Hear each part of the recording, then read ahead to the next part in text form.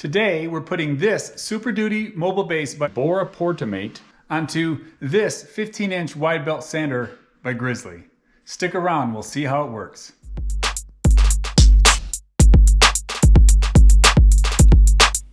So today we're gonna unbox and we're gonna put together this Bora Portamate Super Duty mobile base.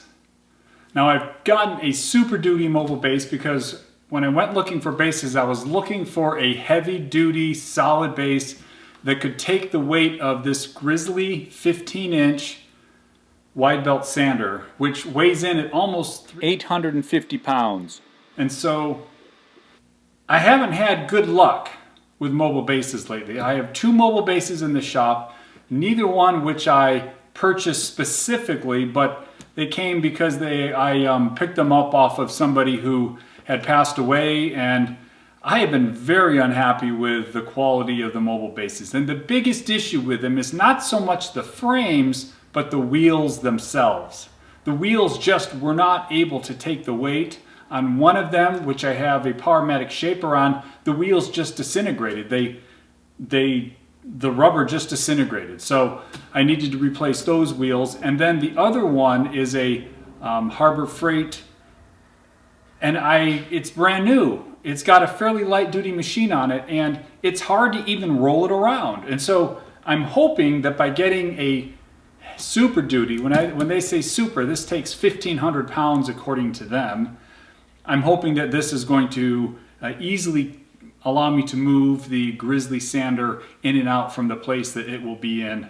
I don't have space for a dedicated place for it in the middle of the floor. So yeah, so we are going to see what it is like putting this together. There were good reviews on this by almost everybody, and I got it off of Amazon. I think I paid around $145 for it, and we will see. At $145, I'm expecting good things. So I'm going to have on the channel a review of all of the mobile bases that I have in the shop. I have 4, now including this one, 4 mobile bases in the shop.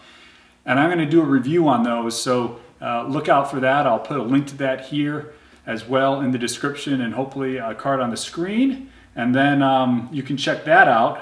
But let's get this thing opened and see what it's like putting this together and getting an 825-pound machine on it. So everything with the unboxing and the assembly really went as I would expect it to. One of the things I noticed taking these corner pieces and the rails out is that they are very heavy duty. They're substantial. I have every hope that they're going to carry the weight. One of the reasons that I liked this base is that the wheels each have 2 ball bearings on it, and each one of those ball bearings helps to carry the weight and will allow it hopefully to move very, very smoothly. So I had to use the instructions just a couple times because I couldn't figure out where some washers went, but for the most part it's really intuitive. You can adjust this to different sizes, and there's a max and a minimum. I needed about 24 inches by 24 inches, and that was an easy thing to get out of it. At some point you'll see me with a dead blow hammer. For some reason one of the edges, or one of the corners, the side rail just didn't slide into it really easy. It was the last one, so there might have been a little twist or something going on from the tightening of the bolts on the others, but that was not really too much.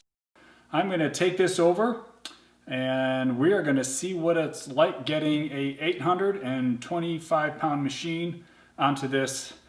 This is fairly heavy. I mean, I knew it because I picked up the box to bring it in from UPS, but this is a heavy, substantial chunk of metal, so we will see how it works in real life. And I can tell you right now, I've already messed up one thing. I've put this thing on upside down, so we'll just flip that around, and yeah, we'll go set the machine on it, and then we'll give an update to let you know what exactly this is like with 825 pounds on it, and I'll let you see how easy it is for me, or not easy for me, to move the machine around. While I'm doing the final lowering of the machine down onto the base here, I just want to share a guideline that I think that I'm going to start using anytime I'm thinking about mobile bases, and that's to make sure that the load rating is double what the actual weight of the machine is. You'll find at the end here that we had success with this, and I think part of that is that I wasn't trying to max out the load rating of the base, and I think that that's probably a really good policy to follow going forward.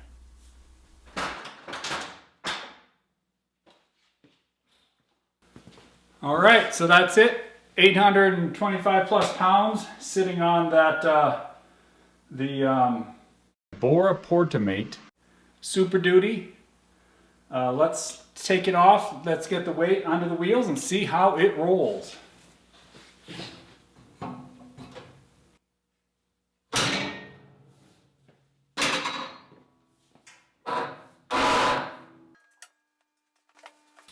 I need to adjust the leveler on this corner here.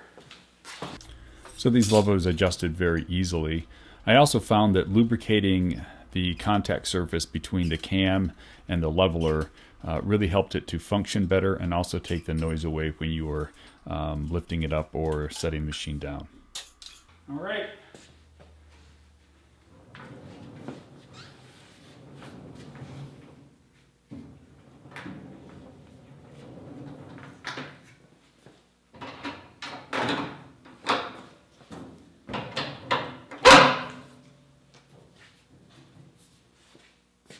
I think we call that success. That moves pretty easy. And one of the things that they advertise about this is that the you don't have to bend down and unscrew or screw something in order to lock it. It has these orange cam levers, and so that's pretty easy. Yeah. I think we have success. Again, that's a Bora Portamate Super Duty adjustable mobile base, and the initial thoughts from me are 2 thumbs up.